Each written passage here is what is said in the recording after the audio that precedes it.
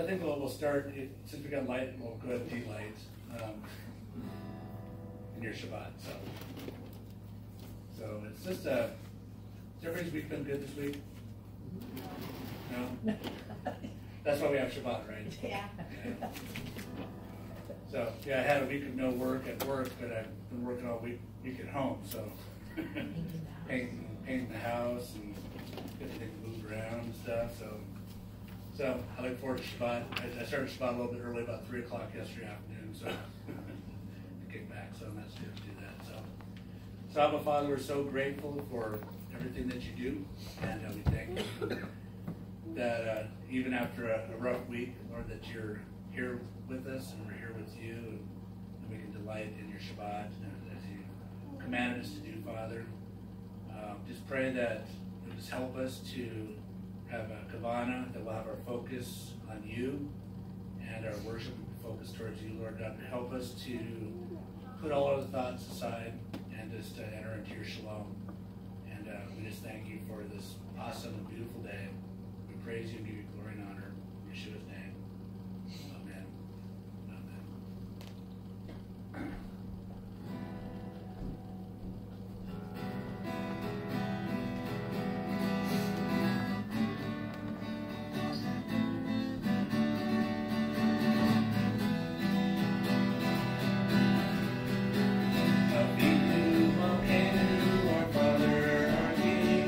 Lord, we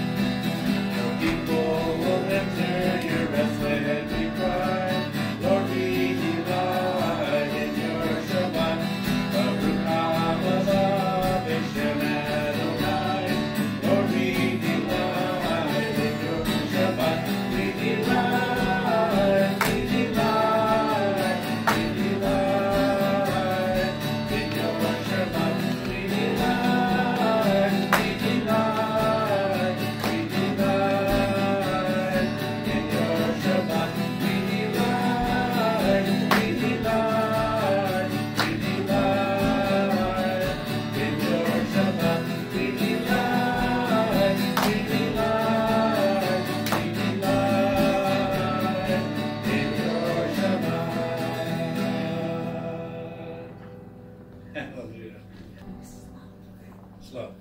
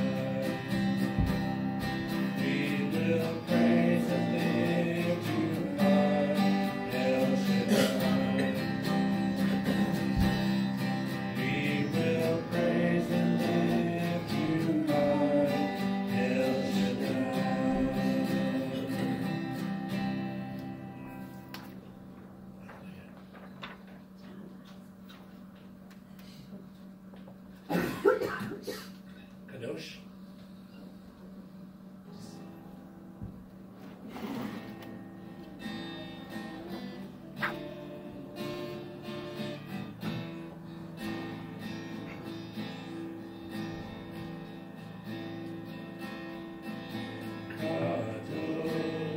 Kadosh, Kadosh, Kadosh.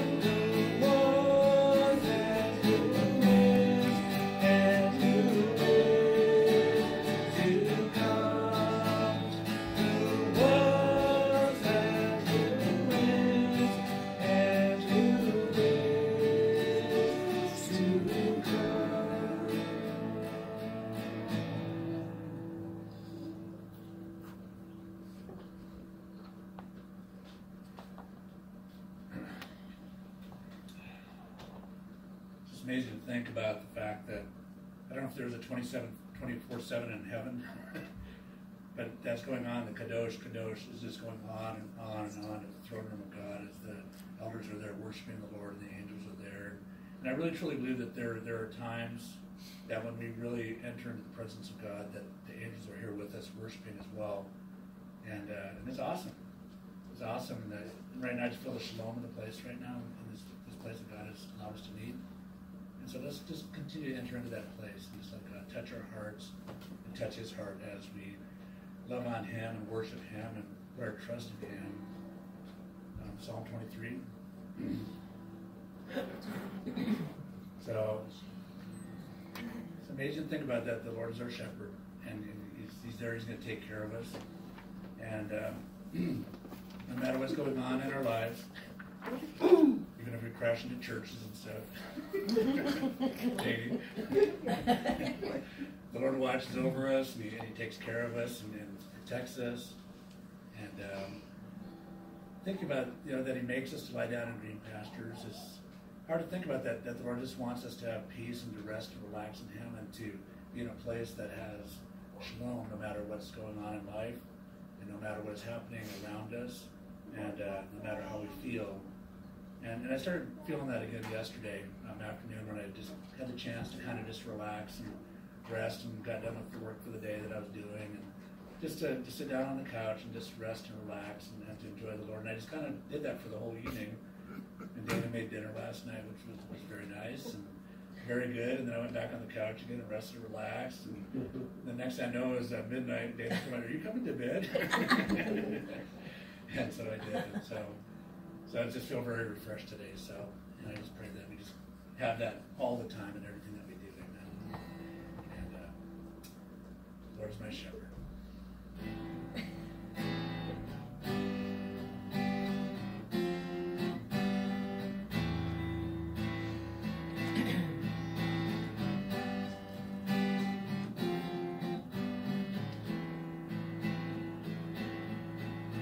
The Lord is my shepherd, I shall not want.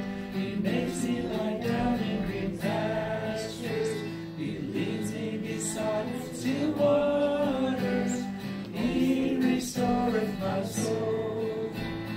Yea, though I walk through the valley of the shadow of death, I will fear no evil. For thou art with me, thy rod and thy staff, they comfort me.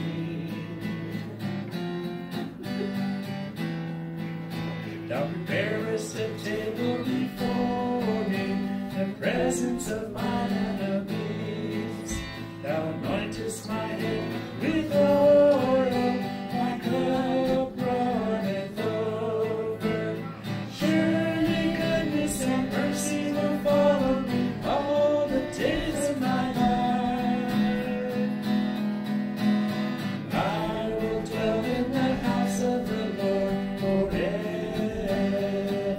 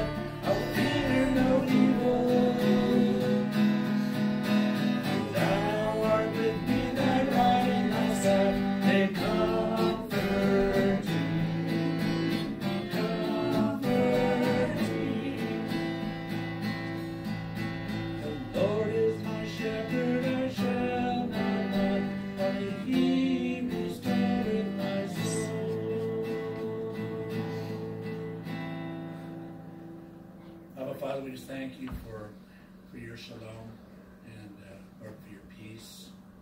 And Lord, that your perfect love casts out all fear and you surround us with your love. And we just thank you that all that we have to look forward to, Lord, is that we get to dwell with you forever here on this earth in the coming kingdom and the new heavens, the new earth, Lord God, we get to dwell with you forever. And so we thank you for that, Lord. And thank you for the blessing that it is to have you living in our hearts. And Father, as we worship you today, Father, I just pray that you continue to be pleased. And Father, we just love you and praise you in the glory and honor. In Yeshua's name, amen. Amen. I would like to say something in relation to his your meditation to God. And I've been pulling weeds, I don't know, Wednesday or Thursday, and just a little bit of growth of the leaves, and just small. When I kind of like hit the wow, it's all lots of the roots. Wow, just like sin. Just it's like they call it white lies or simple sin, and yet it's how it grows in us, just like an iceberg. You just see a little bit of ice, and yet it's all iceberg in that place. So I kind of like, that's what it's in Genesis that it mentioned encroaching. That when Cain was encroaching in sin, wow, it's a growth. It's alive there, growing. If we don't oppress, and that's why Paul is saying, put on your armor of, the shield. So we always put shield in us. Even if we know God, and even if we read daily the Bible, it's always just, I cannot say it, but you know what I mean. It's constant. Continued growth and strength as we continue grow in the Lord. So. Yeah. Boy. Beautiful. Thank you. I know that every time I do the weeding, it still highlights. Studying while you weed. Studying while you weed. Yeah. Yeah.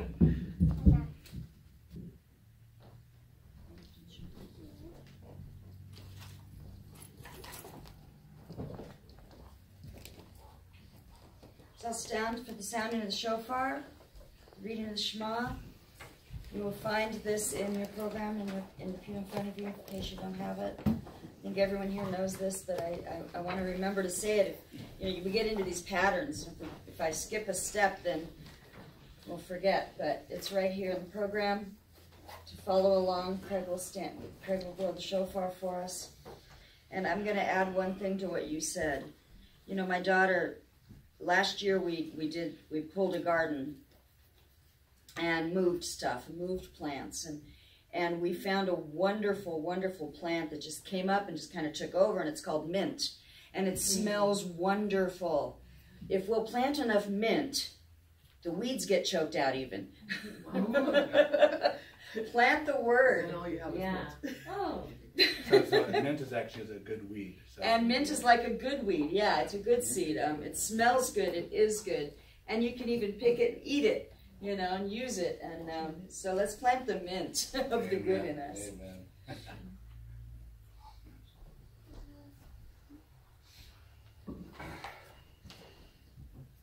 Baruch atah Adonai Eloheinu melech haolam asher kiddushanu b'mitzvotav v'tzivanu l'shmoa kol shofar. Blessed are you, Lord our God, King of the universe, who sanctifies us according to his commandments, has given us the command concerning hearing the voice of the shofar.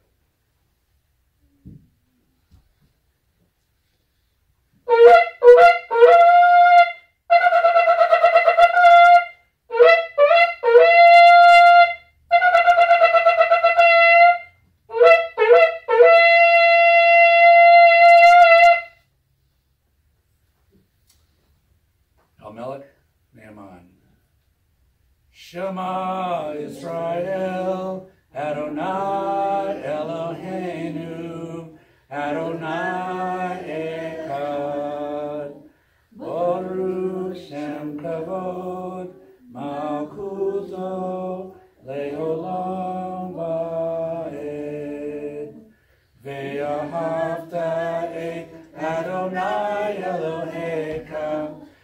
Kol levaveka, Ukol nafshika, Ukol meodeika.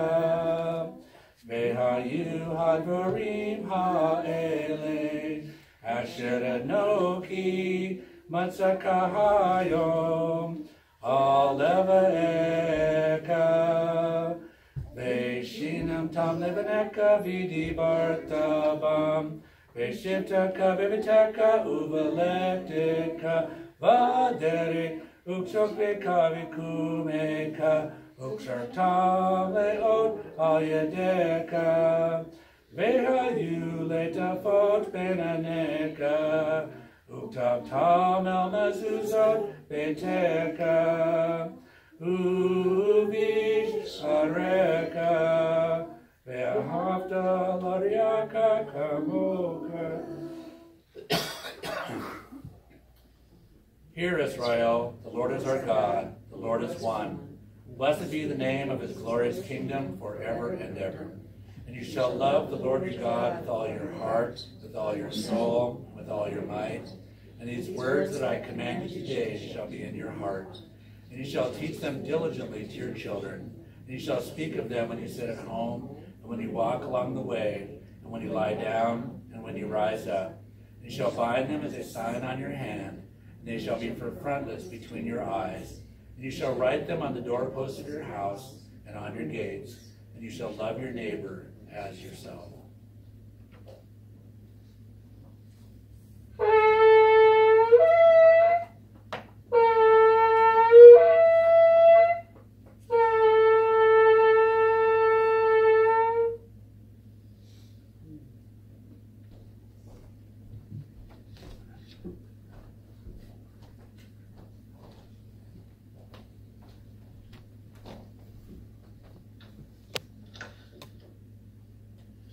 Baruch atah Adonai Eloheinu melech haolam, asher kiddushanu b'mitzvotav v'tzivanu lechiyot legoyim v'natan lanu Yeshua HaMashiach Or Ha'olam. Women, I want you to read this prayer with me. It is the specific task of the woman to light the light, because it is from the seed of woman that Mashiach comes into the world. Blessed are you, Lord our God, King of the universe, who sanctified us with your commandments, and has commanded us to be a light unto the nations, and has given us Yeshua, the Messiah, the light of the world. Abba, Father, I thank you for all you have done, for all you give, for all you have brought to us, for the blessings that are ours because of who you are. And I thank you because you have put in position different tasks, different things for different people. I thank you that it was from the seed of woman that Mashiach came, that it is from the love of woman that light shines forth into the world. And I thank you for that. We know the blessings of the fathers. We often focus on that, but sometimes we forget the blessings of the mothers. And I thank you that in all of this, you are glorified and you are brought forth as the God of Abraham, Isaac, and Yaakov, the God who was, who is, and who is to come. And I thank you for this in the name of Yeshua HaMashiach, our Lord and our Savior. Amen and amen. And we're going to begin doing something more on a regular basis, and thank you for reminding me. I need to write it in my program. What we'd like to do is begin blessing the children. Blessing the children. Moshe, Craig, would you help with the... Yep. And what I need is the men. Yep, we got men come out. I need the men to come. Even as the light of the light comes through the woman, there's a blessing of the fathers that is imperative on our children. So we need the men to come, and the prayer shawl is there, and they will hold it up. And we'll bring the children forward, and the mothers can stand with them if they want to, okay? To be under the canopy, to be under the blessings of the fathers. And Moshe will lead us in that blessing.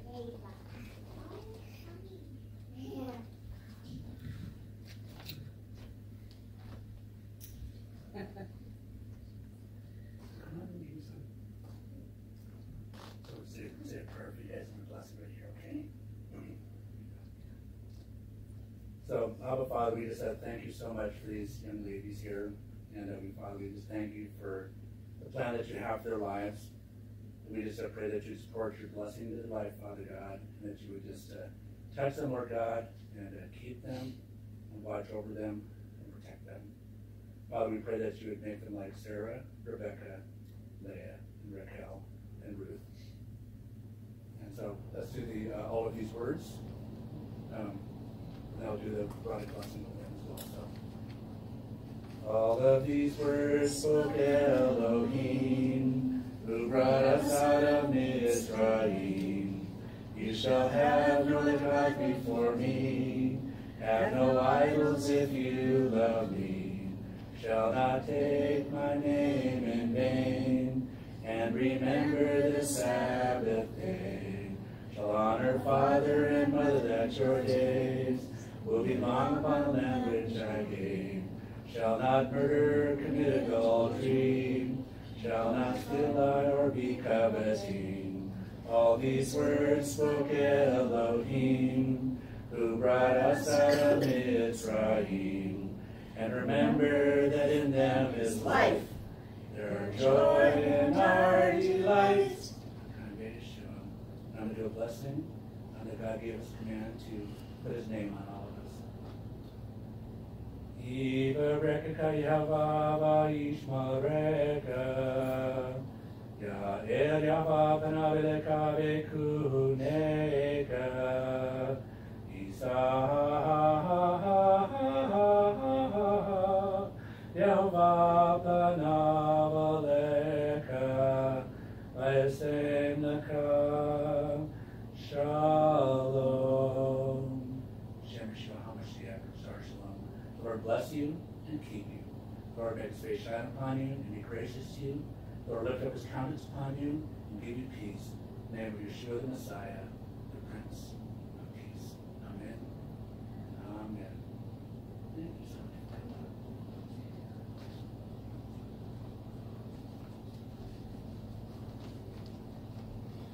We're going to go ahead into the Torah portions, the Torah readings today.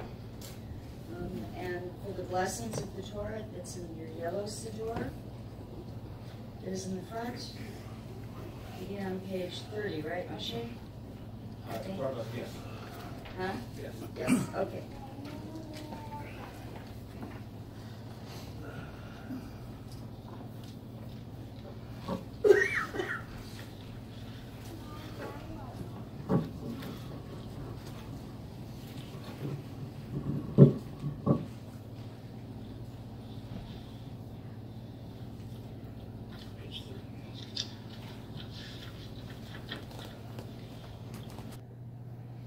Baruch atah Adonai Eloheinu melech haolam asher barkanu bo mikol hanamim v'natanu lanu et torato.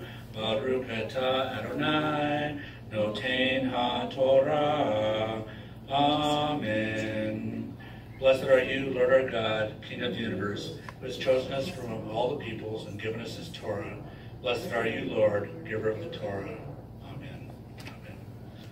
Our first reading will be in Bamidbar, Numbers, chapter 19, verses 1 through 22. Yamod, Michael ben Abraham la Torah. Come forward, Michael, son of Abraham, to the Torah.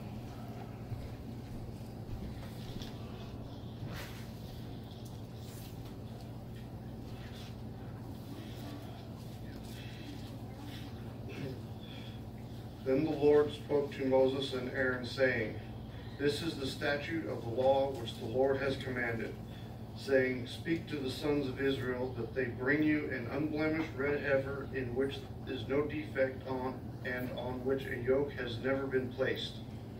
You shall give it to Eleazar the priest, and it shall be brought outside the camp to be slaughtered in his presence.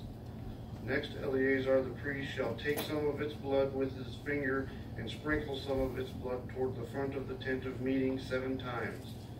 Then the heifer shall be burned in his sight. Its hide and its flesh and its blood with its refuse shall be burned. The priest shall take cedar wood and hyssop and scarlet material and cast it into the midst of the burning heifer. The priest shall then wash his clothes and bathe his body in water, and afterward come into the camp, but the priest shall be unclean until evening. The one who burns it shall also wash his clothes in water, and bathe his body in water, and shall be unclean until evening. Now a man who is clean shall gather up the ashes of the heifer and deposit them outside the camp in a clean place, and the congregation of the sons of Israel shall keep it as water to remove impurity. It is purification from sin. The one who gathers the ashes of the heifer shall wash his clothes and be unclean until evening. And it shall be a perpetual statute to the sons of Israel and to the alien who sojourns among them. The one who touches the corpse of any person shall be unclean for 7 days. That one shall purify himself from uncleanness with the water on the 3rd day and on the 7th day, and then he will be clean. But if he does not purify himself on the 3rd day and on the 7th day, he will not be clean. Anyone who touches a corpse, the body of a man who has died, and does not purify himself, defiles the tabernacle of the Lord, and that person shall be cut off from Israel, because the water for impurity was not sprinkled on him. He shall be unclean. His uncleanliness is still on him. This is the law when a man dies in a tent. Everyone who comes into the tent and everyone who is in the tent shall be unclean for 7 days. Every open vessel which has no covering tied down on it shall be unclean. Also, anyone who in the open field touches one who has been slain with a sword, or who has died naturally, or a human bone or a grave, shall be unclean for 7 days. Then for the unclean person they shall take some of the ashes of the burnt purification from sin, and flowing water shall be added to them in a vessel. A clean person shall take hyssop and dip it in the water, and sprinkle it on the tent and on all the furnishings and all the persons who were there, and on the one who touched the bone, or the one slain, or the one dying naturally, or the grave. Then the clean person shall sprinkle on the unclean on the 3rd day and on the 7th day. And on the 7th day he shall purify him from uncleanliness, and he shall wash his clothes and bathe himself in water, and shall be clean by evening. But the man who is unclean and does not purify himself from uncleanness, that person shall be cut off from the midst of the assembly, because he has defiled the sanctuary of the Lord. The water for impurity has not been sprinkled on him, he is unclean. So it shall be a perpetual statute for them. And he who sprinkled the water for impurity shall wash his clothes, and he who touches the water for impurity shall be unclean until evening. Furthermore, anything that the unclean person touches shall be unclean, and the person who touches it shall be unclean until evening.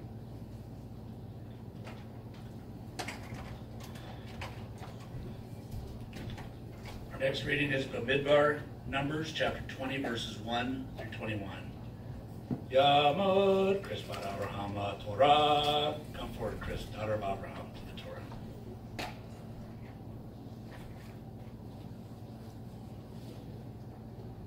Then the sons of Israel, the whole congregation, came to the wilderness of Zin in the 1st month, and the people stayed at Kadesh.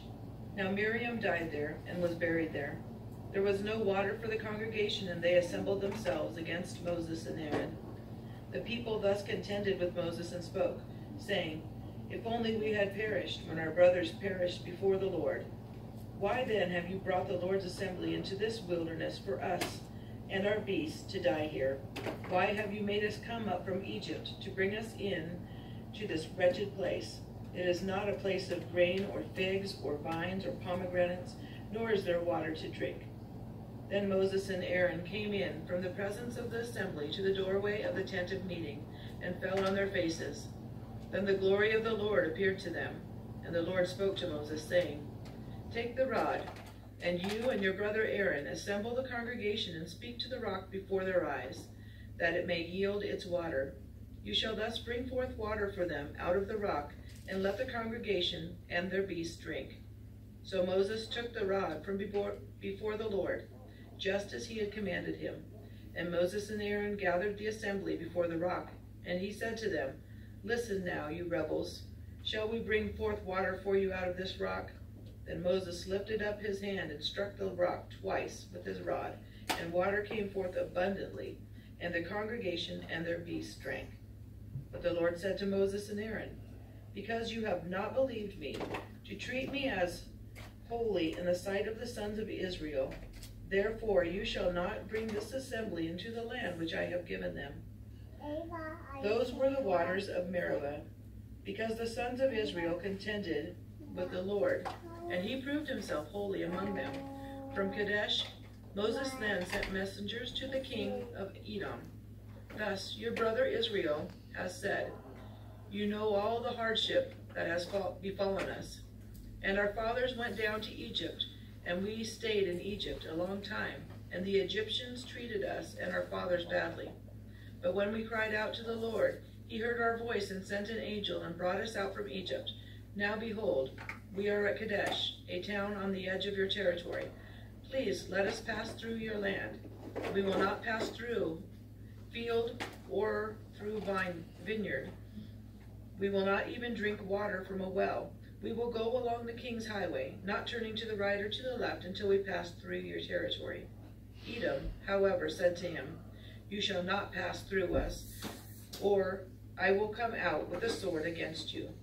Again, the sons of Israel said to him, we will go up by the highway, and if I and my livestock do drink any of your water, then I will pay its price. Let me only pass through on my feet, nothing else. But he said, you shall not pass through. And Edom came out against him with a heavy force and with a strong hand. Thus Edom refused to allow Israel to pass through this territory, so Israel turned away from him.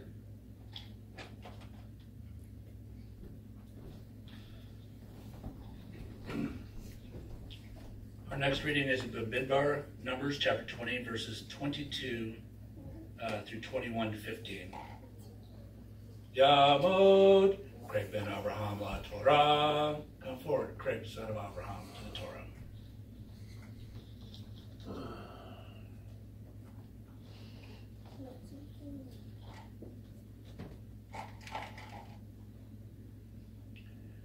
Now when they set out from Kadesh, the sons of Israel, the whole congregation, came to Mount Hor. Then the Lord spoke to Moses and Aaron at Mount Hor by the border of the land of Edom, saying, Aaron will be gathered to his people, for he shall not enter the land which I have given to the sons of Israel, because you rebelled against my command at the waters of Meribah. Take Aaron and his son Eleazar and bring them up to Mount Hor, and strip Aaron of his garments, and put them on his son Eleazar. So Aaron will be gathered to his people, and will die there. So Moses did just as the Lord had commanded, and they went up to Mount Hor in the sight of all the congregation. After Moses had stripped Aaron of his garments and put them on his son Eleazar, Aaron died there on the mountain top. Then Moses and Eleazar came down from the mountain.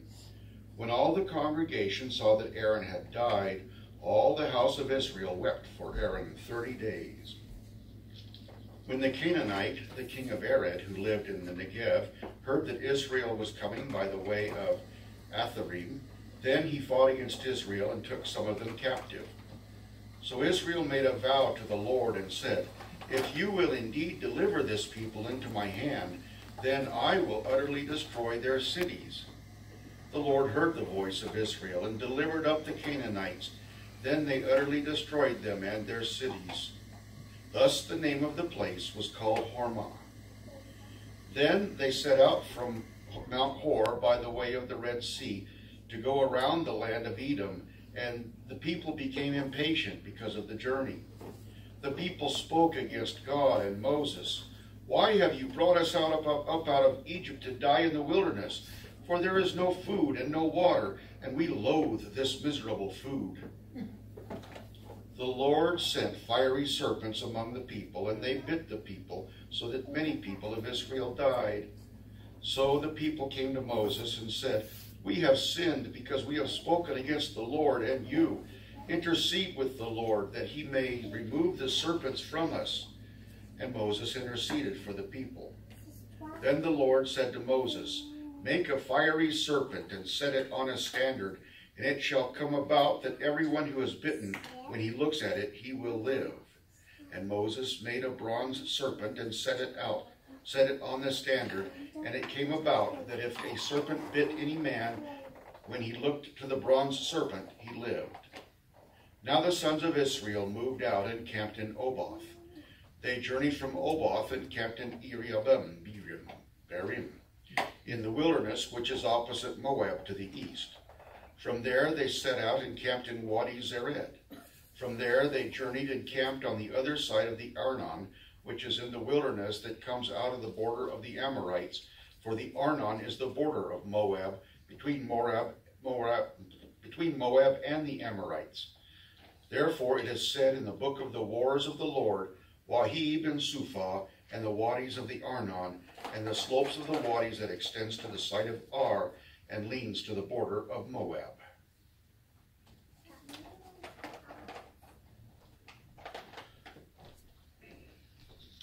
Our next reading is Bamidbar, chapter 21, verse 16 through chapter 22, 1. Yamod, Bob ben Abraham la Torah. Come forward, Bob, son of Abraham, to the Torah.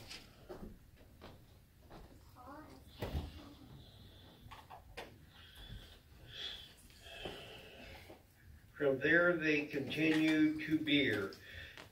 That is the well where the Lord said to Moses, assemble the people, and I may give them water. Then Israel sang this song, Spring up, O well, sing to it, the well which the leaders sank, which the nobles of the people dug, with the scepter and with their staffs. And from the wilderness they continued to Matana, and from Matana to Nahaliel, and from Nahaliel to Bamoth, and from Bamoth to the valley that is the land of Moab, at the top of Pisgah, which overlooks the wasteland. Then Israel sent messengers to Sihon, king of the Amorites, saying, let me pass through your land. We will not turn off into field or vineyard. We will not drink water from wells. We will go by the king's highway until we have passed through your border. But Sihon would not permit Israel to pass through his border. So Sihon gathered all the people and went out against Israel in the wilderness and came to Jahaz and fought against Israel. Then Israel struck him with the edge of the sword and took possession of his land, and from the Arnon to the Jabbok as far as the sons of Ammon, for the border of the sons of Ammon was Jazer. Israel took all these cities and went, and Israel lived in all the cities of the Amorites in Heshbon and all her villages. For Heshbon was the city of Sihon, king of the Amorites, who had fought against the former king of Moab and had taken all his land out of his hand as far as Arnon. Therefore these who use Proverbs say, come to Heshbon, let it be built. So let the city of Sihon be established. For a fire went forth from Heshbon, a flame from the town of Sihon, and devoured Ar of Moab, the dominant heights of the Arnon. Woe to you, O Moab!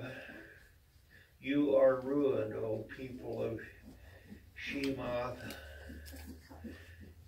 He has given his sons as fugitives and his daughters into captivity to the Amorite king Sihon. But we have cast them down. Heshbon is ruined as far as Dibon. Then we have laid waste even to Nopath, which reaches to Medeba. Thus Israel lived in the land of the Amorites. Moses sent a spy out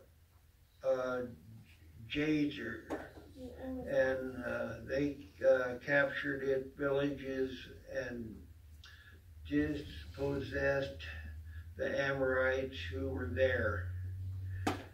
Then they turned and went up by the way of Bashan, and Og, the king of Bashan, went out with all his people for battle at Edrei. But the Lord said to Moses, do not fear him, for I have given him into your hand and all his people and his land, and you shall do to him as you did to Sihon, king of the Amorites, who lived at Heshbon.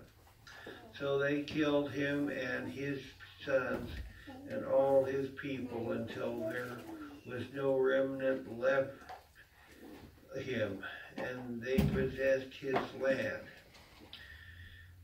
Then the sons of Israel journeyed and camped in the plain of Moab beyond the Jordan opposite Jericho.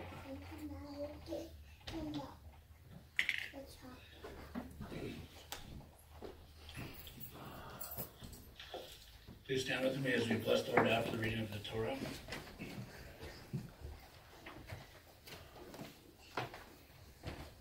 Baruch atah Adonai Eloheinu melech haolam asher tanananu tored emet v'kayelo dodata botokenu Baruch atah Adonai noten ha-Torah. Amen. Blessed are you, Lord our God, King of the universe, who has given us a Torah of truth and has planted eternal life in our midst. Blessed are you, Lord, giver of the Torah. Amen. So we're going to do something a little bit different today. I just want to have everyone take their Bible and just raise it up. We're going to do the Vezot HaTorah on top of page 31.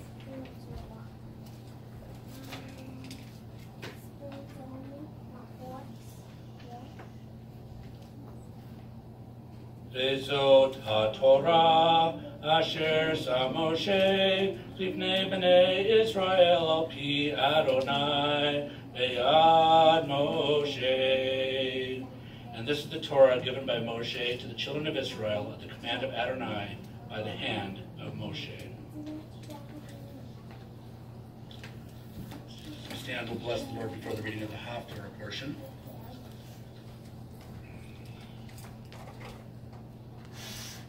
Baruch atah Adonai Eloheinu melech haolam asher barkar b'nbi'im tovim v'ratzah b'vrehem hanemarim ba'emet.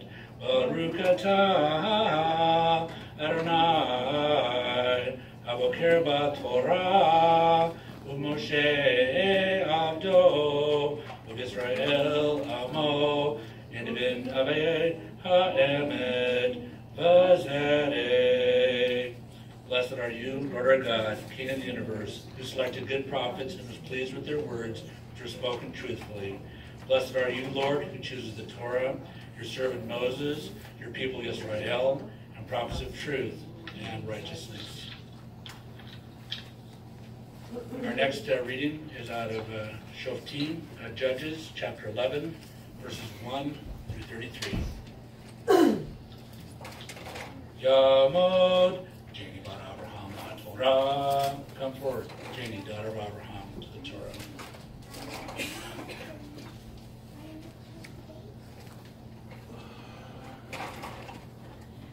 Now Jephthah the Gileadite was a valiant warrior, but he was the son of a harlot, and Gilead was the father of Jephthah. Gilead's wife bore him sons, and when his wife's sons grew up, they drove Jephthah out and said to him, "You shall not have an inheritance in our father's house, for you are the son of another woman." So Jephthah fled from his brothers and lived in the land of Tob. And worthless fellows gathered themselves about Jephthah, and they went out with him. It came about after a while that the sons of Ammon fought against Israel. When the sons of Ammon fought against Israel, the elders of Gilead went to get Jephthah from the land of Tob. And they said to Jephthah, "Come and be our chief, that we may fight against the sons of Ammon." Then Jephthah said to the elders of Gilead, "Did you not hate me and drive me from my father's house? So why have you come to me now when you are in trouble?" The elders of Gilead said to Jephthah, "For this reason we have now returned to you, that you may go with us and fight with the sons of Ammon, and become head over all the inhabitants of Gilead." So Jephthah said to the elders of Gilead, "If you take me back to fight against the sons of Ammon, and the Lord gives them up to me, will I become your head?" The elders of Gilead said to Jephthah, "The Lord is witness between us. Surely we will do as you have said." Then Jephthah went with the elders of Gilead, and the people made him head and chief over them. And Jephthah spoke all his words before the Lord at Mizpah. Now Jephthah sent messengers to the king of the sons of Ammon, saying, "What is between you and me, that you have come to me to fight against my land?" The king of the sons of Ammon said to the messengers of Jephthah, "Because Israel took away my land when they came up from Egypt, from the Arnon as far as the Jabbok and the Jordan, therefore return them peaceably now." But Jephthah sent messengers again to the king of the sons of Ammon, and they said to him, "Thus says Jephthah, Israel did not take away the land of Moab, nor the land of the sons of Ammon. For when they came up from Egypt, and Israel went through the wilderness to the Red Sea, and came to the Kadesh, then Israel sent messengers to the king of Edom, saying, 'Please let us pass through your land.' But the king of Edom would not listen. And they also sent to the king of Moab, but he would not consent. So Israel remained at Kadesh. Then they went through the wilderness and around the land of Edom and the land of Moab, and came to the east side of the land of Moab. And they camped beyond the Arnon, but they did not enter the territory of Moab, for the Arnon was the border of Moab. And Israel sent messengers to Sihon, king of the Amorites, the king of Heshbon. And Israel said to him, "Please let us pass through your land to our place." But Sihon did not trust Israel to pass through his territory. So Sihon gathered all his people and camped in Jahaz and fought with Israel. The Lord, the God of Israel, gave Sihon and all his people into the hand of Israel, and they defeated them. So Israel possessed all the land of the Amorites, the inhabitants of that country. So they possessed all the territory of the Amorites, from the Arnon as far as the Jabbok, and from the wilderness as far as the Jordan. Since now the Lord, the God of Israel, drove out the Amorites from before his people Israel, are you then to possess it? Do you not possess what Chemosh your God gives you to possess? So whatever the Lord our God has driven out before us, we will possess it. Now are you any better than Balak the son of Zippor, king of Moab? Did he ever strive with Israel, or did he ever fight against them? While Israel lived in Heshbon and its villages, and in Aror and its villages, and in all the cities that are on the banks of the Arnon, 300 years, why did you not recover them within that time?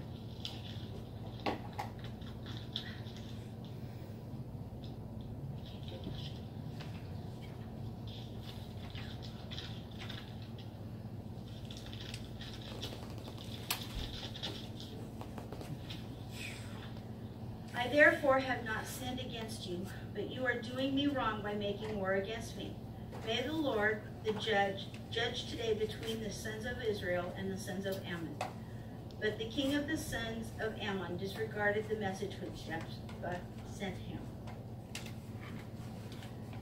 Now the Spirit of the Lord came upon Jephthah, so that he passed through Gilead and Manasseh. Then he passed through Mizpah of Gilead, and from Mizpah of Gilead he went on to the sons of Ammon. Jephthah made a vow to the Lord and said, If you will indeed give the sons of Ammon into my hand, then it shall be that whatever comes out of the doors of my house to meet me when I return in peace from the sons of Ammon, it shall be the Lord, and I will offer it up as a burnt offering. So Jephthah crossed over to the sons of Ammon to fight against them, and the Lord gave them into his hand. He struck them with a very great slaughter from the Arbor to the entrance of Minnith, 20 cities, and as far as Abel-Keramim. So the sons of Ammon were subdued before the sons of Israel.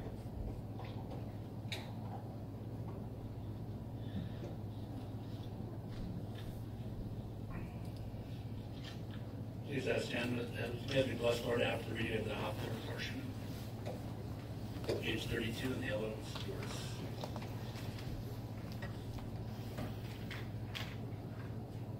Baruch atah Adonai Eloheinu melech haolam zerkol ha'olamim tzadik b'khadarot ha'el ha'ne'eman hamer ve'yosei ha'neberu kayim shekol devarav emet v'zerek ne'eman atu Adonai Eloheinu v'neben devareka v'nevareka mivareka akordo yeshuv rekam Ki el melech ne'eman, v'rakaman atah, baruch atah Adonai, ha'el ha'ne'eman b'kol devarav.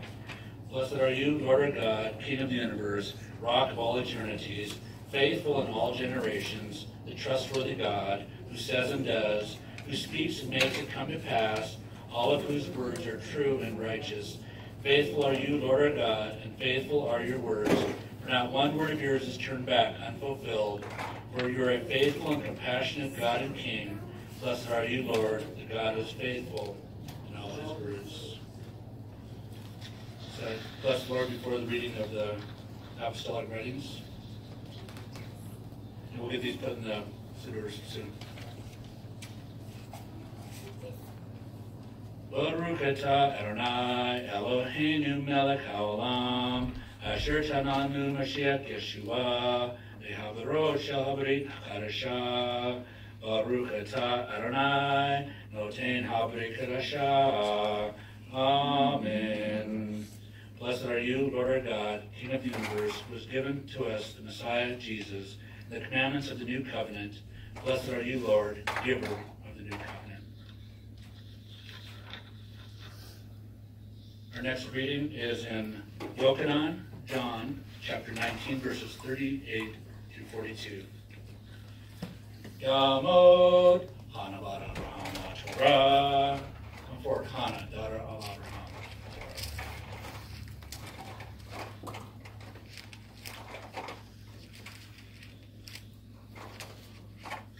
After these things, Joseph of Arimathea became a disciple of Jesus, but the secret one, for fear of the Jews, asked Pilate that he might take away the body of Jesus.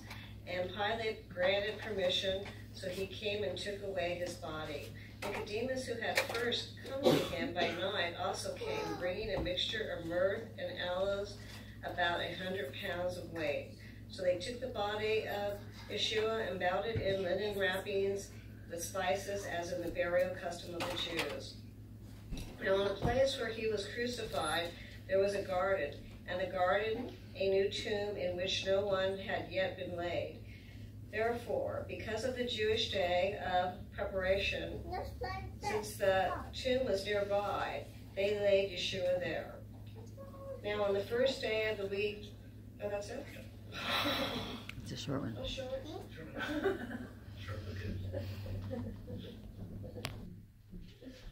Please stand with me as we bless the Lord after the reading of the apostolic writings.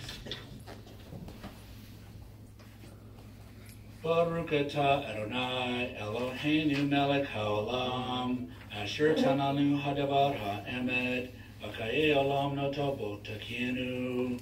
Baruch atah Adonai noten habrik hadashah. Amen. Blessed are you, Lord our God, King of the universe, who gave to us the word of truth and planted everlasting life in our midst. Blessed are you, Lord, giver of the new covenant.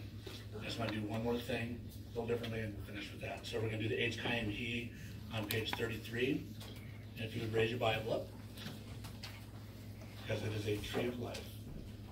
It is the tree of life. Page 33. H Chaim He Lama Kazikima Betokeha Meushar Derakeha Darke Noam Vekol Netivoteha Shalom Hashivenu Adonai Elekave Nashuva Kadesh Kadesh Yamenu Kadesh Yamenu Kekedem. It is a tree of life to those who take hold of it, and those who support it are praiseworthy. Its ways are ways of pleasantness, and all its paths are peace. Cause us return, Adonai, to you, and we shall come, renew our days as of old. Amen.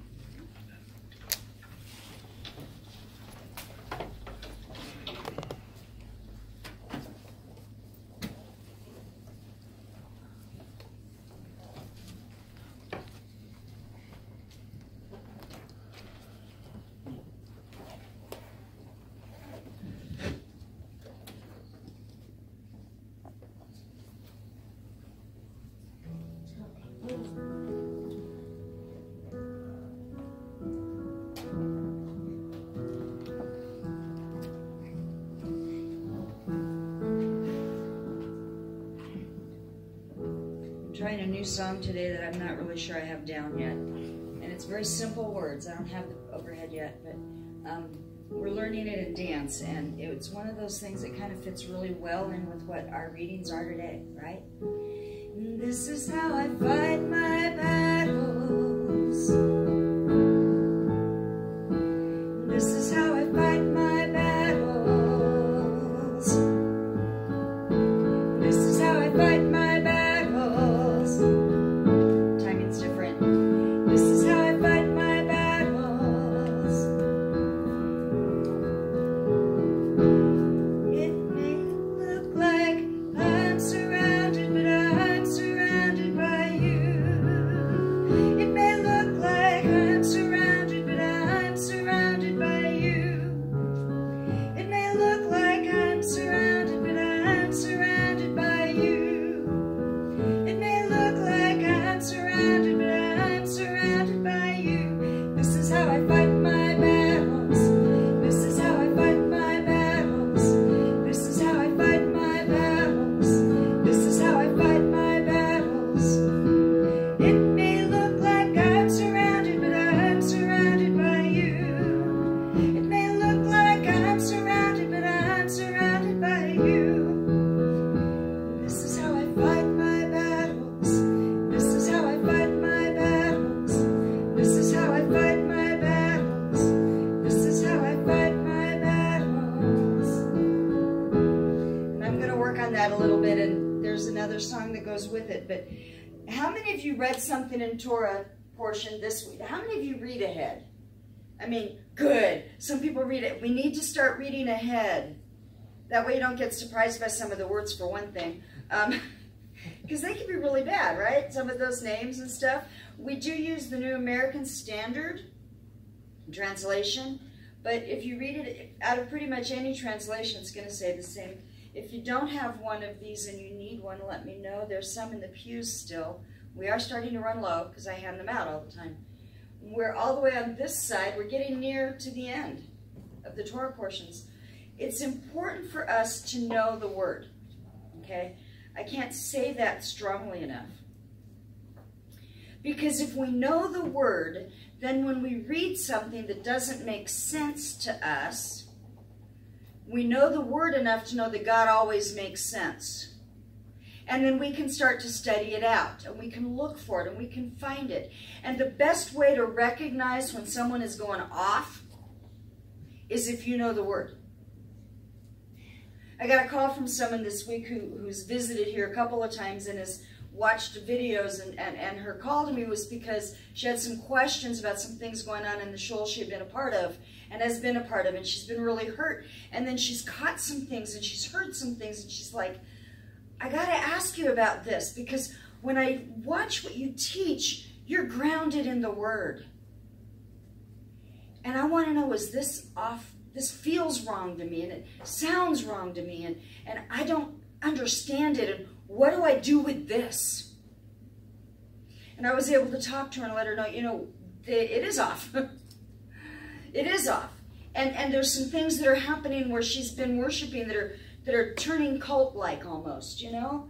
And there's this place of, we've got to understand, if we don't get the Word, we will fall victim to the teachers of the Word who stray themselves. And not everybody sticks to this.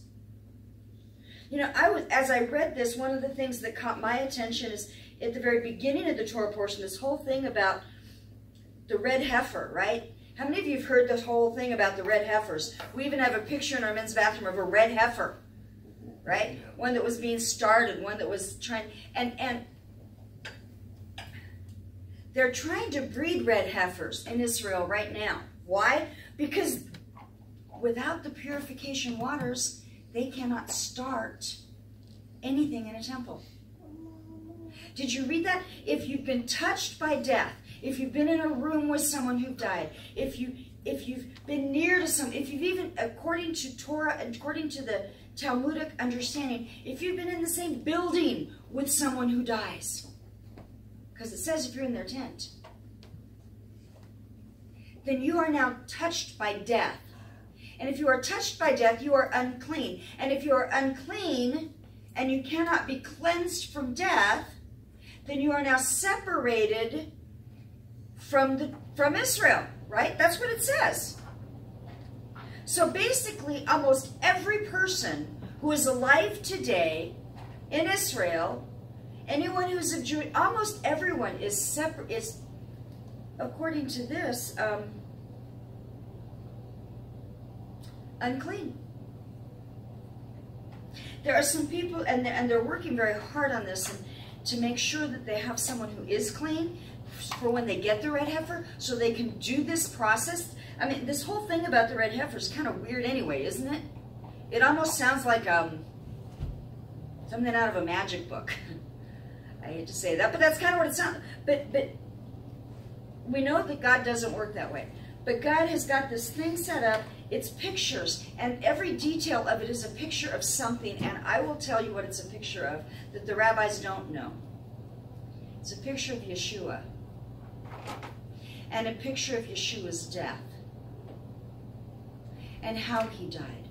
How one who was clean, had never sinned, and where he encountered death, what did he do with when he and the disciples were walking into the town and the widow's son was being carried? What did he do when he encountered death directly like that? He resurrected the boy. When he went to Lazarus, he resurrected him, brought him back. Anyone who has touched a corpse, no matter whose body it is, and it says that person will be cut off from Israel without the water of purification. There's no water of purification today. We're all cut off. Oh, except for one thing. We have the water of the Word and we have the blood of Yeshua, right? Which makes us and brings us to a place of cleanliness before God. And everything in this, there's pictures of Yeshua, there's a picture of Jesus, there's a picture of our cleanliness and being able to be clean by Him. And they're working hard at finding, in fact, they had someone not long ago that they've actually taken some young men who are eligible now to be the priests who will do this. Keeping them away from death. Can't have been born in a hospital, because hospitals people die, right? They have to be guarded and they have to be kept. And they have to be sons of who? Aaron. Not just any Levite, son of Aaron. They have to be able to trace their lineage, and you know they can. Don't let anyone tell you they can't. They can. And they're preparing for this. Why? Because someone who is clean has to offer the sacrifice. And when they do, then what do they become? Unclean. And they have to be cleansed again, right? So one who is clean becomes unclean. Why? So that everyone else can become clean. Isn't that a perfect picture of Yeshua? It's an absolutely beautiful picture. Some of those details kind of get really interesting if you really dig in and study it. And then there's the whole concept about poor Moses and what does he do with the rock, and why did he get in so much trouble over something so simple? And I'll tell you part of why. Part of why is because he was in mourning. Did you catch the verse that precedes the whole thing about the water being dried up? Chapter 20, verse 1, the people of Israel, the whole community, entered the Zin desert in the first month, and they stayed at Kadesh. There Miriam died. There she was buried. Then because the community had no water, they assembled themselves against Moshe and Aaron. Okay, Miriam has died. Now there's no water. Have any of you heard the story of Miriam's well? I said, this is why I have a hard time teaching on some of this, because this is well-known Talmudic understanding. Do you remember when Moses struck the rock before? They were out of water, and God said, take your staff and strike the rock. And he struck the rock. According to Talmudic source, that rock became the source of what is called Miriam's well. And literally, it was next to Miriam's tent, and it stayed with them the whole time they wandered. Miraculous. I know, it's kind of an interesting concept. I'd never heard of it, had you? Miriam's well. And why Miriam? Why Miriam? Well, her name starts with a mem and it ends with a mem, and what does it represent? Water. Who sang after they crossed the water? Miriam. Miriam is in every single aspect. Every time there has been a crisis of water, there's something that is connected to Miriam in the Hebrew language. And so it is believed and it is taught, it is understood that water followed Miriam. And because of her righteousness before God, everyone had water.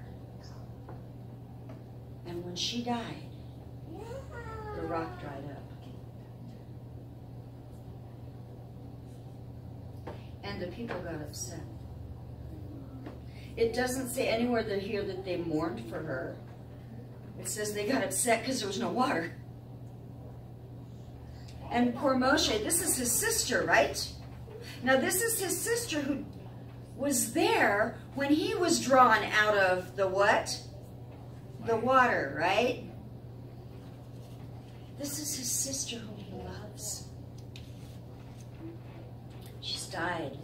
Now everybody's grumbling that there's no water. They're more upset over the water being gone than they are that his sister died. How would you react?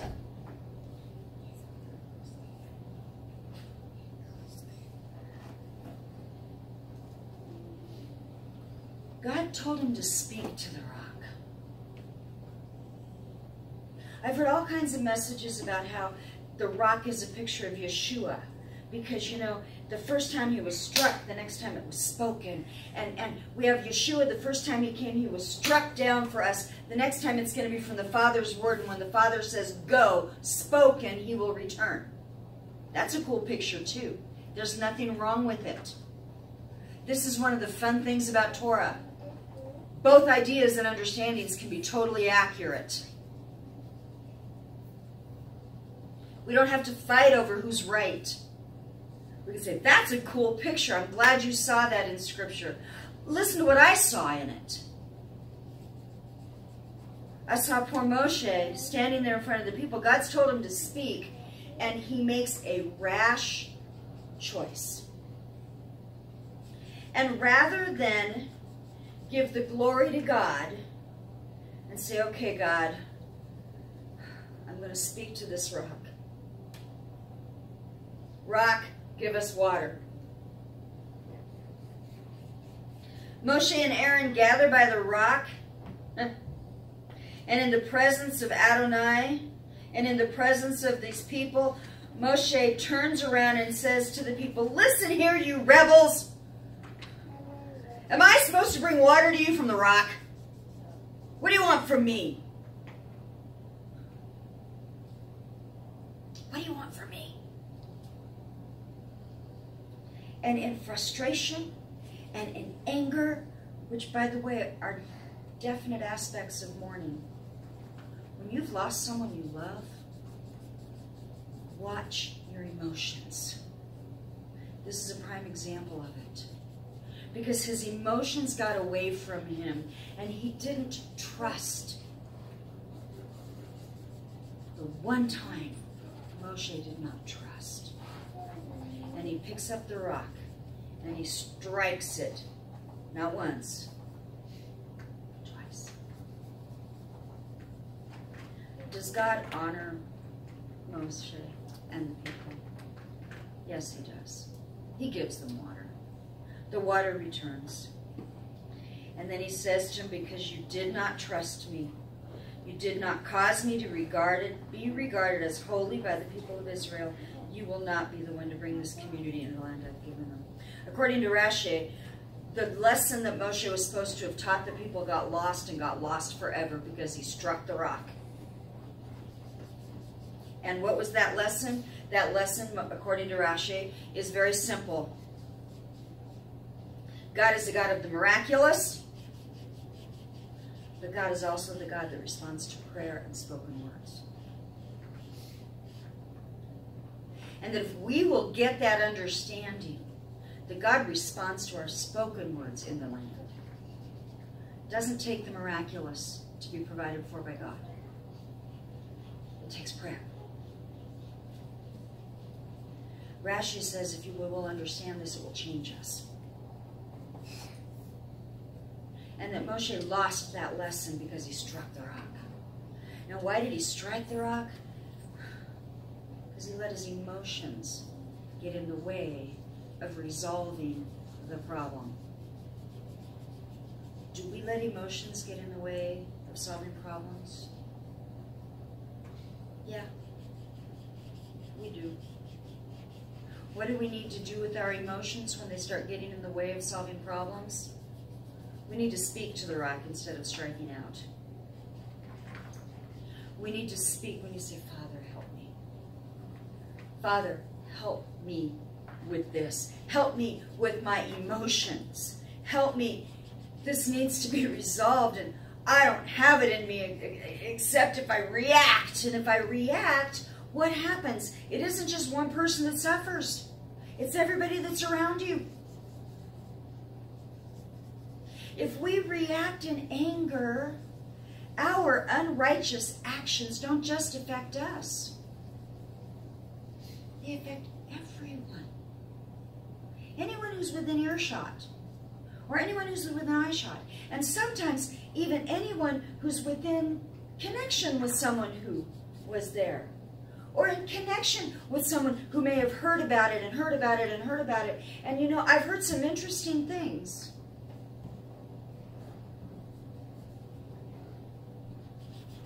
And we have to be very aware that people sometimes react.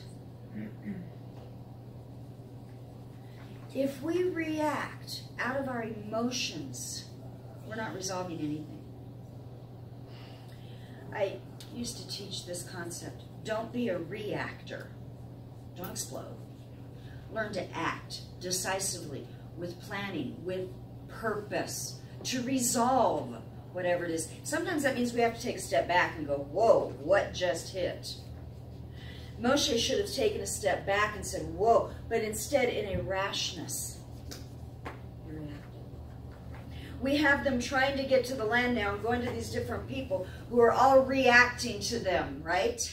The kings of all these different countries are reacting to them. No, you can't come through my land. No, you can't come. Their reactions, instead of just resolving the thing. What did the people say to them? We'll pass through. We won't even use your water. Why did they say that? Because water is as important there as it is here. And we have water wars starting this summer. Be praying for our community. Be praying that people will act and not react, that people will step back, that people will not hurt each other. Again, because we've done that over water in our community.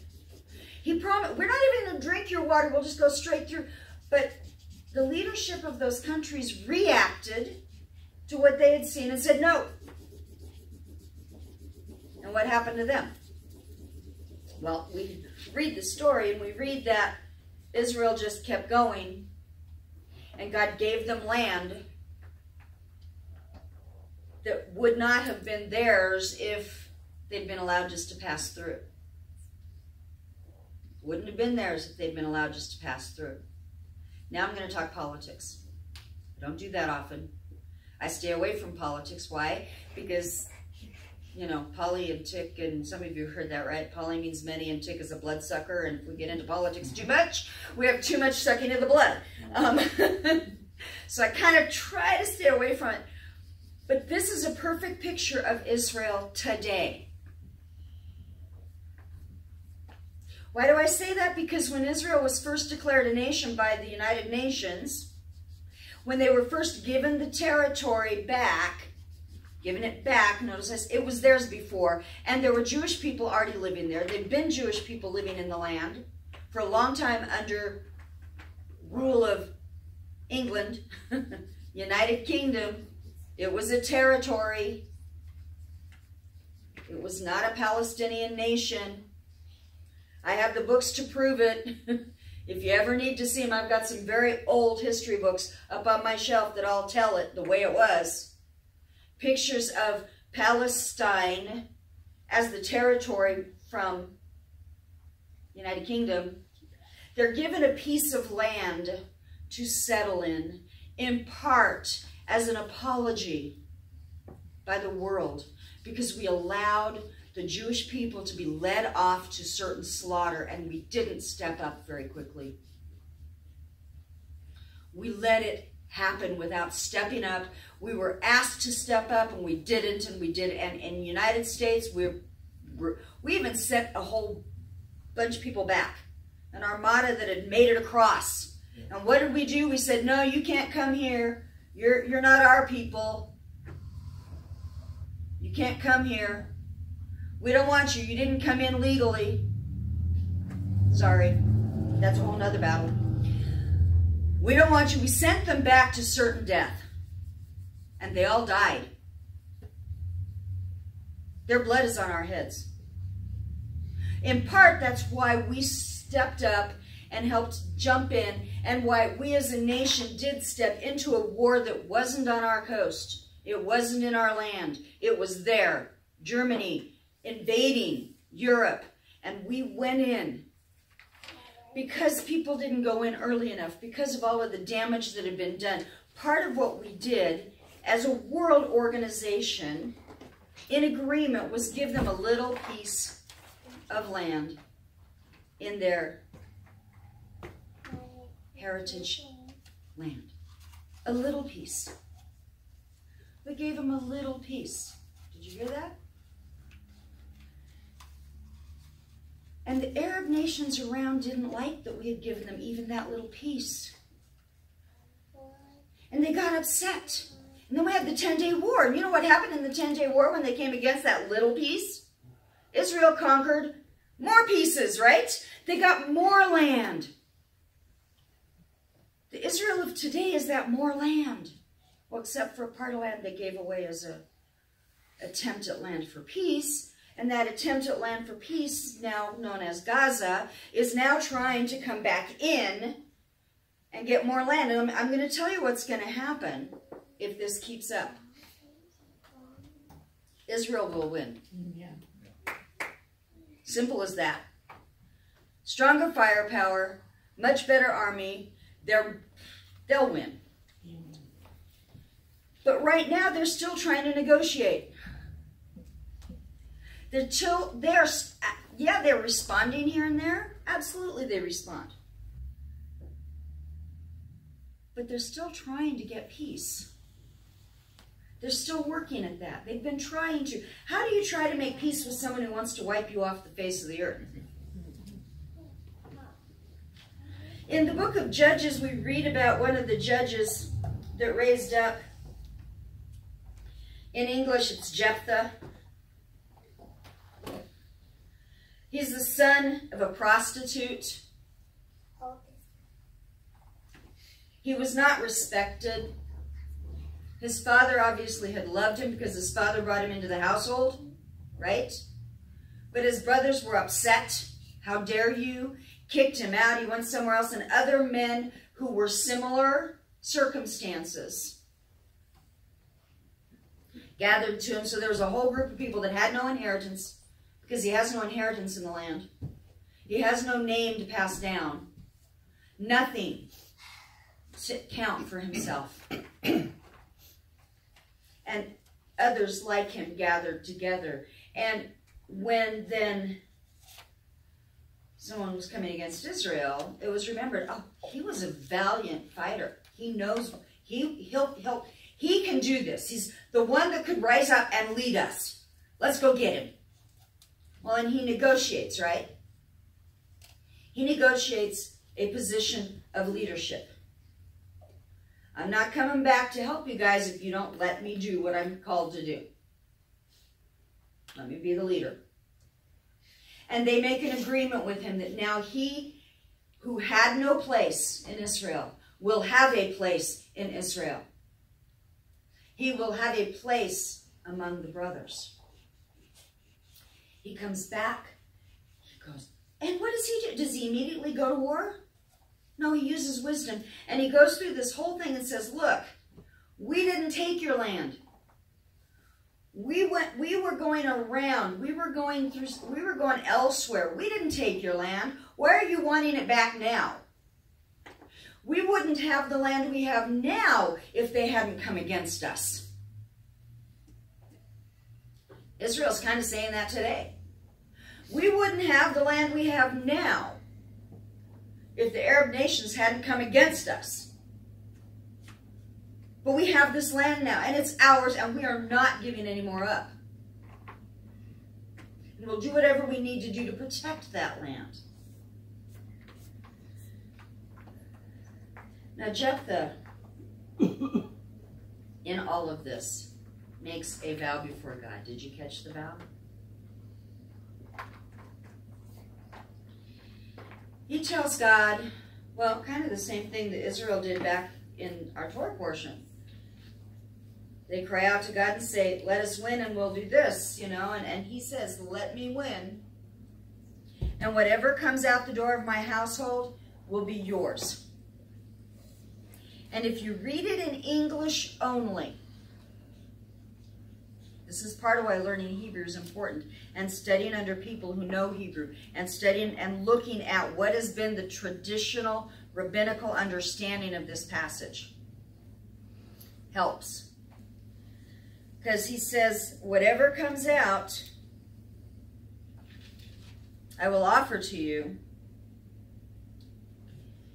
Whatever comes out the doors of my house to meet me when I return in peace from the people of Ammon will belong to Adonai. My Bible has a semicolon there. I will sacrifice it as a burnt offering. So he crossed over and he fought and he won. And then it says, as he was returning to his house, we didn't read this part, but it follows. As he was returning to his house in Mizpah, his daughter came out dancing to meet him with tambourines. She was his only child. He had no other son or daughter. And when he saw her, he tore his clothes. You're breaking my heart. I made a vow to Adonai. I can't go back on my word. She said, Father, you made a vow to Adonai. Do whatever you would do to me, because Adonai did take vengeance on the enemies, the people of Ammon. Then she said to her father, just do this one thing. Let me be alone for 2 months. I will go into the mountains with my friends and mourn, because I will die without getting married. So she's mourning her virginity. She's mourning that she will not be able to be married and have children. You may go, he answers, and he sends her away for 2 months. She left, she and her friends, and mourned in the mountains that she would die unmarried. And after 2 months she returned to her father, and he did with her what he had vowed. So she remained a virgin. And it became a law in Israel when the women of Israel would go every year for 4 days and lament the daughter of Yiphchach from Gilead. Okay, now I'm going to tell you something interesting. What would have happened if his puppy dog had come running out to meet him? Is a dog able to be a burning sacrifice? No. Dog is an unclean animal. You can't sacrifice a dog. There are other animals that are unclean. You can't sacrifice them. Would he have taken them to Shiloh and offered them as a burnt offering? No, he would have taken them to Shiloh and given them to the priest, because they belonged there. They were promised to the Lord, but he couldn't redeem it because it was a vow. Other animals that we have, firstborn. The firstborn of any animal we have belongs to the Lord. If it is unclean, what happens? It's redeemed, right? If it's clean, it's a sacrifice. If it's unclean, it's redeemed. Is human sacrifice allowed in Torah anywhere? No, it is not. If he is going to take her and kill her and burn her, would she be mourning her virginity and the fact that she's not getting married? Or would she be mourning the fact that she's going to die? She's mourning that she's not going to be married. She's mourning that she won't have children. If you read it in the Torah, in the Hebrew, it says it's her virginity, her lack, her childlessness that she is mourning. How many children does he have? What has he fought so hard to gain in Israel? A place among the brothers, right? What's required to maintain that place among the brothers in Israel for future generations? It's required for you to have future generations. So what's just happened? He's cut off future generations for himself. He will not have grandchildren. There's no one. Everything he's fought for will die when he dies. And by the way, when it says that this became a pattern in Israel, they would go up, it is believed that and understood that kind of like when Hannah brought Samuel to the tabernacle, and every year she would go up and do what? Visit him for a brief time. She would take him new clothes every year. She would visit him. And it says that she remained a virgin. Why would they say she remained a virgin if she had died? There was no human sacrifice. He did not do that. I kind of made a joke and said she was the first nun that we know of. It was a vow to serve the Lord and serve the Lord only without the being tied down to a husband or a family.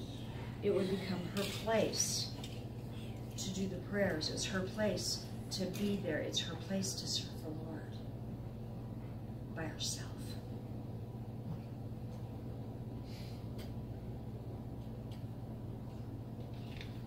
if you read it in the Hebrew, where it says it will belong to Adonai, there is a vav there.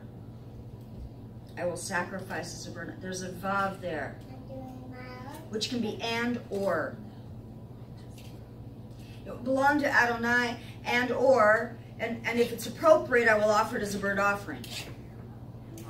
But it wasn't appropriate.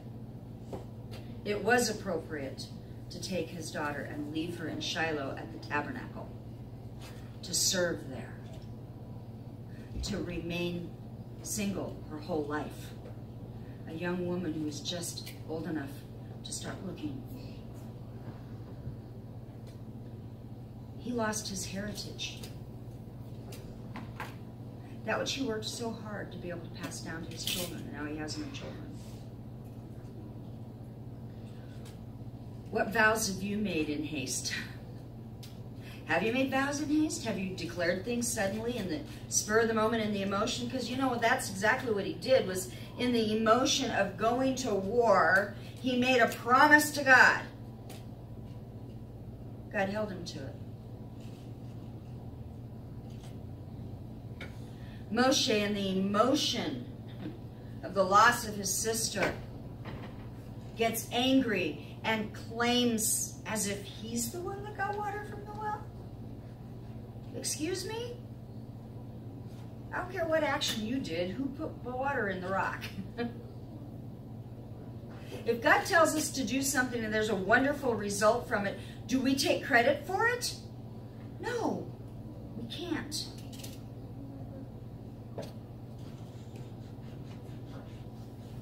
So many other things in the passage that we could get into, and I'm not going to. I want to look right now at the New Testament. After Yeshua dies, these are men who had not made any promises. In fact, they were secret students of Yeshua because they were in fear of the positions they held in the temple. They were leaders in the temple worship system. Joseph of Arimathea was a disciple of Yeshua, but secret out of fear of the Judean leadership. And he went and he asked for Yeshua's body. He went to Pilate, and after Yeshua has died, now he's going to show who he really is. Let me have him to bury him. And Nicodemus, the one who had gone to him by night, came and helped him with the spices. They'd made no promise before. They didn't even follow him openly. But this was their time to step up and do what needed to be done. This wasn't something rash. This was fulfilling a vow, fulfilling something from within their hearts. Their love for this teacher, whom they'd been afraid even to follow. And they have to go to Pilate to get permission. That's as public as it gets. That's like going down to the courthouse and testifying. And anytime you testify at the court, it becomes public record. Something that happens at the courthouse is public record unless it is sealed by the judge specifically. It's now public record. These men who were secret followers become public in the crux of the moment. They allow the sorrow that they have and that they feel to bring out what's within their heart, which is a love for this man. They don't know he's going to be resurrected. They don't understand that. They don't get it. They probably never did connect. And it was Nicodemus that Yeshua had talked to back in John chapter 12, where he's talking to him, and he says in John chapter 12, if I am lifted up, I will draw all men unto me. In John chapter 3, Now, John chapter 3, that's that great passage where Nicodemus has come to him in the nighttime, right? John chapter 3 is where Nicodemus comes. And he's talking to Nicodemus and he says, if you can't believe me when you tell you about the things of the world, how are you going to believe me when I tell you about the things of heaven?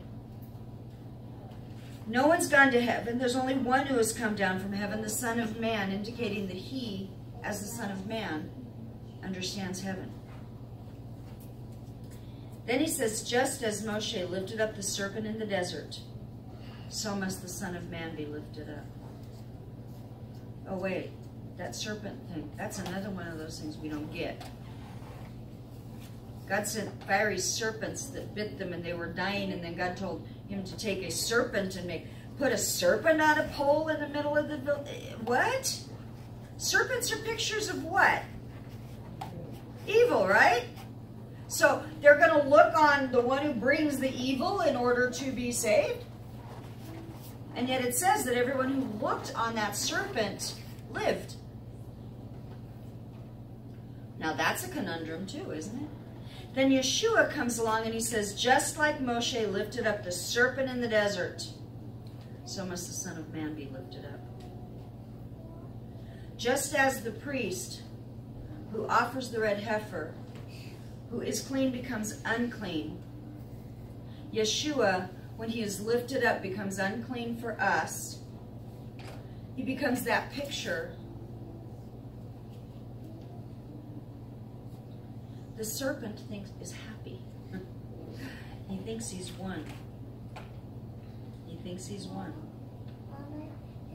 Just before he is killed, he is talking to them as they brought him in to the city, riding on the donkey. Everyone ecstatic that he's coming in. Why? Because everyone's talking about the miracle he just performed.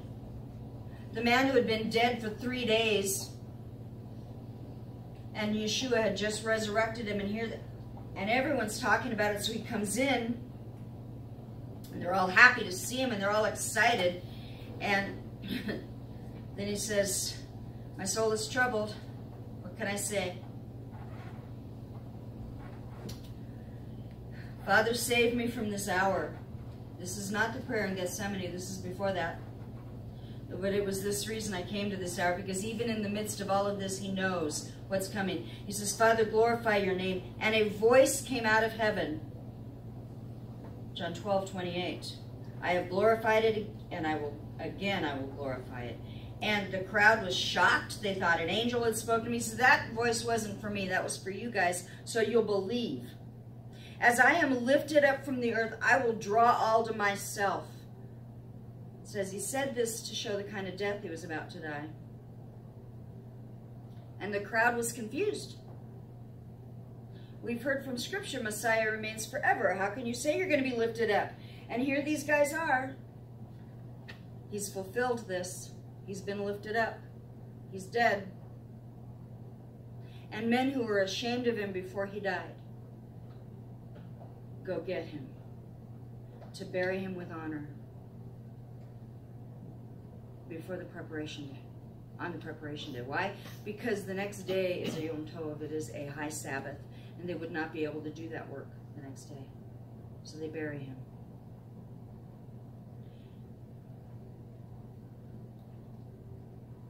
They choose to do something with their grief that is a positive thing, not negative. They choose to use their emotions to bring them to a place of following him now publicly. And they don't even know he's going to be resurrected. But he is.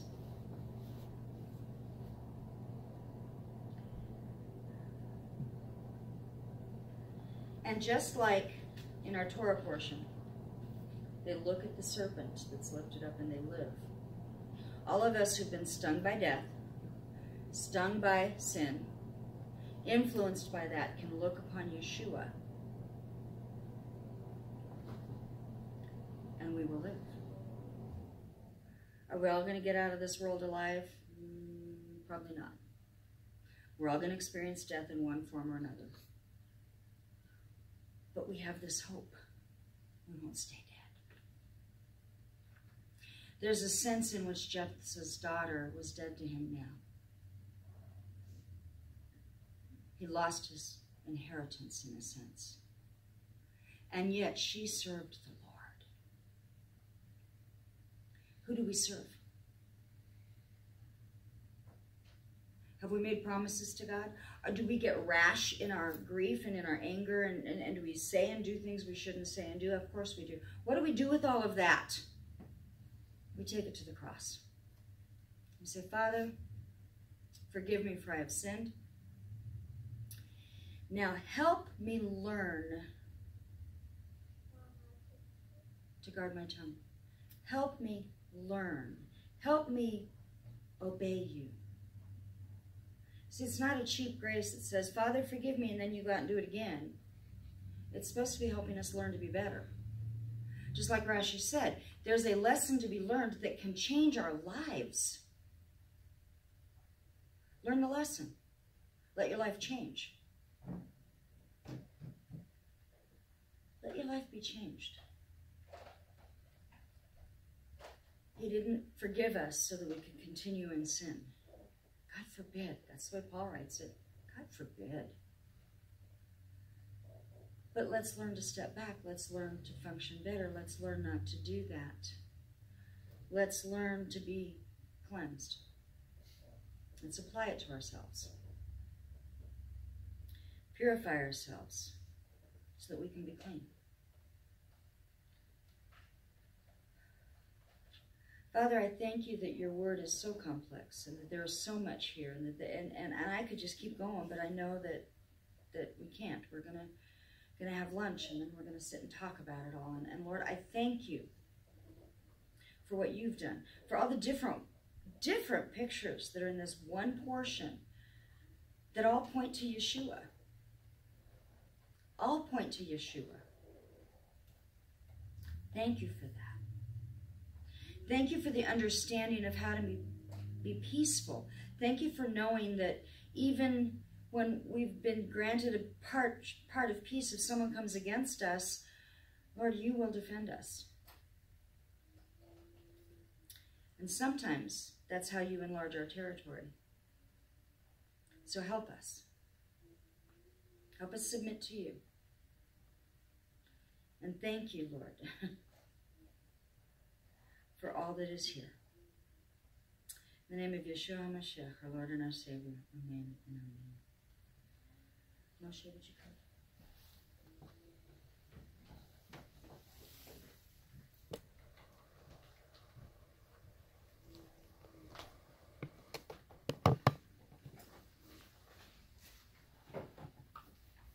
Stand for the Aaronic blessing.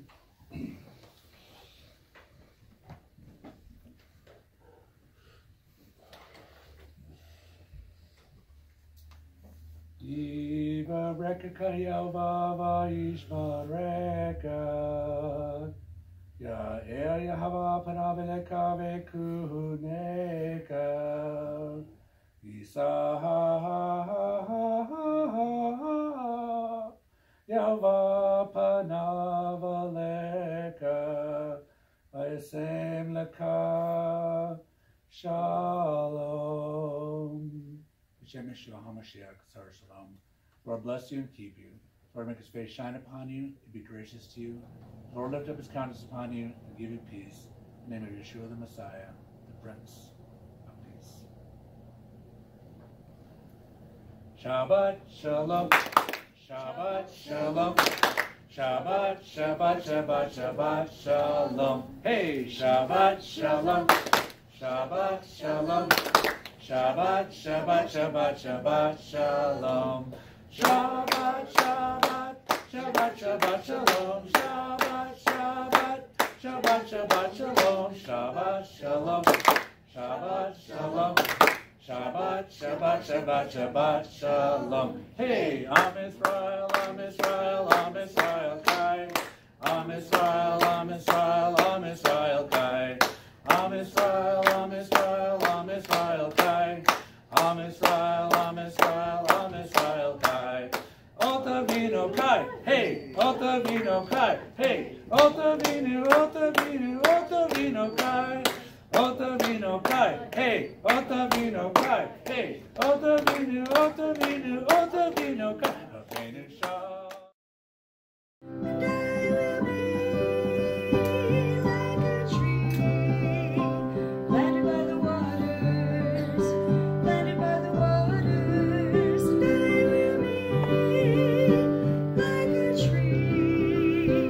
Planted by the waters,